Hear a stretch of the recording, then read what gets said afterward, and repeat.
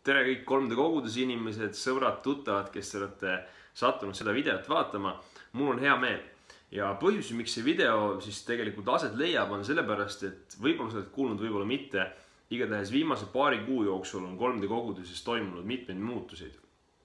Ja üks peamine muutus on olnud see, et regulaarsete pühapäevaste teenistuste asemel me oleme otsustanud siis jaotada ennast väiksemateks kogukondadeks ja pühapäeviti ja nädala sees ka saada siis kokku nende kogukondadega ja aeg-ajalt siis suurematel sündmustel tulla terve kogudusega kokku. Ja see on omakorda tekitanud sellise protsessi, kus ka mina pastorina olen pidanud küsima, et mida ma selle ajaga peale hakkan, mis seni mul kulus jutluste ettevalmistamiseks ja jutluste tegemiseks. Ja ma olen olnud palves, küsinud Jumala käest, et Jumal, kuidas sa tahad, et ma seda aega kõige paremal kujul kasutaksin, et ma võiksin ehitada selle aega üles sinu kogudust.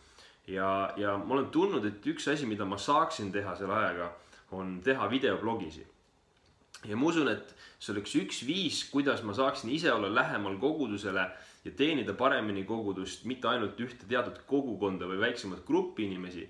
Ja teisest küljest ma usun, et ka see nii-öelda kristlik hääl võiks rohkem jõuda läbi videoblogide Eestis esile. Ja ma usun, et seda ei ole ülearu. Ja mitte, et ma arvaksin, et mul oleks midagi väga erilist öelda, aga ma usun, et Piibel on see, mis kõnetab inimesi.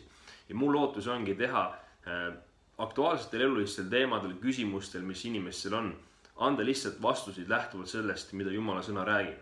Ja kui sul on endal mingid küsimusi, mingid mõtted, sa tahaksid, et mina seda võib-olla videoblogis esile tooksin, siis kirjuta lihtsalt jakobremmel@gmail.com ja ma loodan, et ma saan kuidagi moodi teenida sind ja võib-olla suuremat pilti ka. Nii et aitäh teile, kallis kogudus!